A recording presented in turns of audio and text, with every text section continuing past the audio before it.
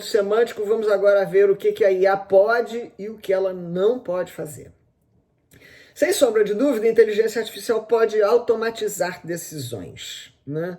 Outro dia eu vi aí um vídeo do Kai-Fu Lee, que tem um livro muito interessante sobre inteligência artificial, e ele dizia que adota-se como perspectiva, como parâmetro, como referência, que mecanismos de inteligência artificial hoje em dia são capazes de automatizar todas as decisões humanas que tomem até 1 segundo para serem materializadas.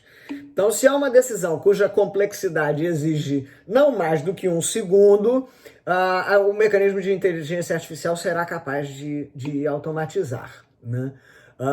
Então, sem sombra de dúvida, nós vamos ter um número cada vez maior de decisões passíveis desta tradução em mecanismos automatizados. Mas isso vai nos suscitar um problema, que é o risco do chamado pensamento computacional.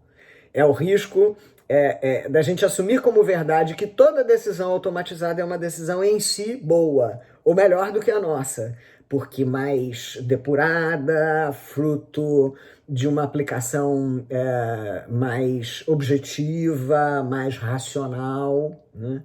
Então, certamente a inteligência artificial pode automatizar as decisões, mas elas não serão necessariamente mais qualificadas do que a nossa.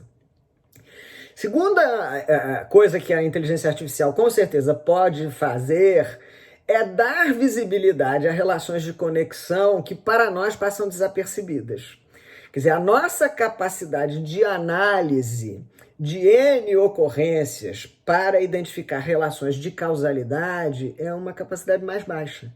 Quer dizer, a nossa análise de situações que se ponham no mundo da vida é uma análise com um grau de detalhamento mais baixo, que, portanto, pode determinar que a gente perca, né, que passe batido, como diz o vulgo, algumas relações de causalidade que sejam importantes para o desenvolvimento de ações, especialmente ações corretivas ou preventivas, né?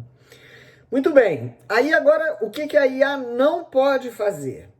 Um elemento importante que a IA não pode fazer, e aí há uma certa divisão, né, na academia, no cenário, nesta matéria, sobre quando ela poderá fazer, né, se ela poderá fazer isso logo ou se vai demorar, mas algo que a IA não pode fazer hoje é aplicar inteligência artificial genérica, né? E aí está aí Andrew, não sei quem terá visto o filme Homem Bicentenário, tinha esse personagem que era feito pelo Robin Williams, que era um mecanismo de inteligência artificial genérica, era um robô que era capaz de fazer serviços domésticos, esculpia, dançava, cuidava de criança, lavava louça, né?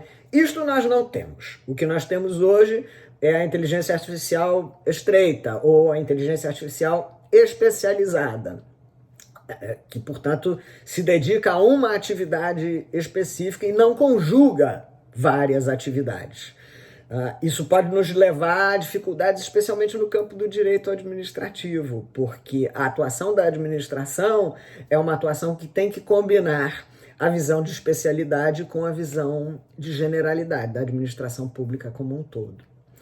E, finalmente, um último elemento que é importante, que nos passa um pouco desapercebido, e é particularmente importante quando a gente pensa no direito em geral, né, na interface entre IA e direito em geral, é que inteligência artificial não formula opção valorativa, porque ela aprende e desenvolve seus padrões de decisão a partir de dados objetivos, de elementos objetivos que são os dados de que ela dispõe, né? Então, os seus critérios, né, os seus pilares para a formação do processo de decisão não são valores, são dados. E aí, como ela não formula a opção valorativa, a aplicação de conceitos abstratos valorativos é muito complexa. Ainda está longe de ser possível fazer. O que atrai também é uma discussão interessante do ponto de vista do direito, porque a nossa virada, né, no constitucionalismo, na teoria dos direitos fundamentais e tal, foi uma virada reconhecendo a importância que o sistema normativo contemple também, e de maneira central, componentes que não sejam tão objetivos como o comando legal subsuntivo puro e simples, componentes que tenham caráter principiológico valorativo, né? E aí a inteligência artificial vai ter dificuldade de lidar com isso. Isso não é algo que ela consiga trabalhar para, a partir disto, construir seus próprios algoritmos decisórios. Muito bem. Seguindo aqui, então, no nosso percurso. Tarará.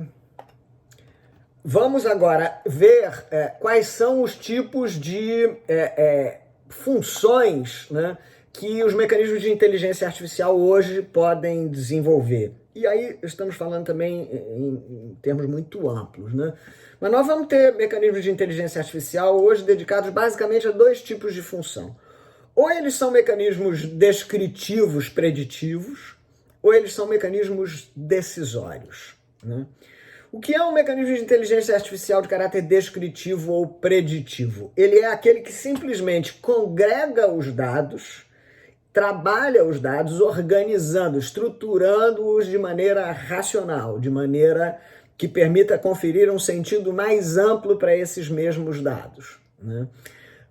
Então, mecanismos de inteligência artificial de natureza descritiva ou preditiva vamos pensar na administração pública, vão pegar o conjunto de ocorrências relacionadas a acidentes de trânsito na cidade de Curitiba e vão mapeá-las, distribuindo por tempo, por horário, por gênero, por tipo de incidente, por localização geográfica, enfim, apresentar os dados de uma maneira estruturada e racional para que o agente decisor, seja quem for, seja capaz de propor um ajuste de política pública, uma regulação, uma mudança de conduta de qualquer natureza, né? Vejam que neste segmento, né, funcional, por assim dizer, da inteligência artificial, como você descreve a realidade, você é capaz também de predizer em alguma medida, né? Olha, a realidade é que neste ponto da cidade, neste horário, existe uma incidência muito alta de acidentes de veículo do tipo colisão traseira, né?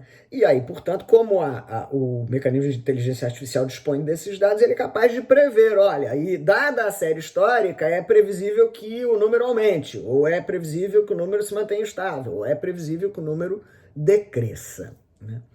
Estes mecanismos de inteligência artificial de caráter descritivo ou preditivo, eles são muito úteis aí já na perspectiva da administração pública, porque eles permitem reconciliar as três dimensões do tempo, que para a administração são muito importantes, né? A administração, para decidir, e decidir de maneira eficiente, ela precisa ter em conta a retrospectiva, né? Quer dizer, qual foi a experiência, o que já aconteceu, o que deu certo, o que não deu certo. Precisa ter em conta a perspectiva, né? O momento atual, como é que as coisas estão se passando. E ela precisa ter em conta a prospectiva, quer dizer, se eu mantiver esta linha de ação, esta linha de conduta, esta regulação, quais são os efeitos que isso vai gerar. E aí nisto, né, nesta construção da retrospectiva, perspectiva e prospectiva, o mecanismo de inteligência artificial pode ser muito útil, porque ele pode enriquecer o quadro de informações da administração pública. E vejam que isto vai ficar particularmente relevante quando a gente se convence, né, de que navegaremos, e não é porque estamos na pandemia, navegaremos cada vez mais em campos de incerteza, né? Cada vez menos nós teremos essa representação pacificadora das certezas científicas, das verdades absolutas. E se a administração decide em tempos de incerteza, quanto mais enriquecido for o acervo de informações que embasa a sua decisão, tanto melhor, né? Então temos lá o conjunto de mecanismos de natureza descritiva ou preditiva, e nós temos o conjunto de mecanismos de natureza decisória, né?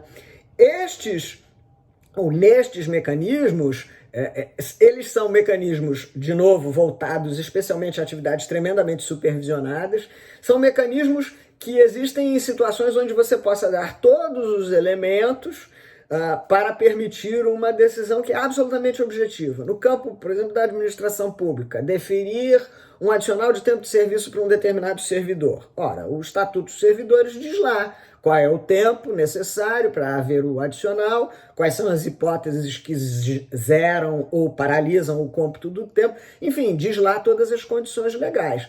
Então, este tipo de decisão, reconhecer ao servidor X ou Y um adicional de tempo de serviço, é uma decisão que pode ser traduzida algoritmicamente e, portanto, pode ser decidida por um mecanismo de inteligência artificial. E isto é alguma coisa que se vende muito, né, no âmbito da administração pública. Olha, os mecanismos decisórios vão ser uma maravilha, porque eles vão permitir a aceleração do processo decisório da administração e eles vão permitir objetividade. Porque o parâmetro é um só, a máquina observa este parâmetro e decide igualmente para todos. Bom, também é possível que você tenha mecanismos que combinem as duas coisas, que eles tenham o lado descritivo e preditivo e também tenham o lado decisório, né?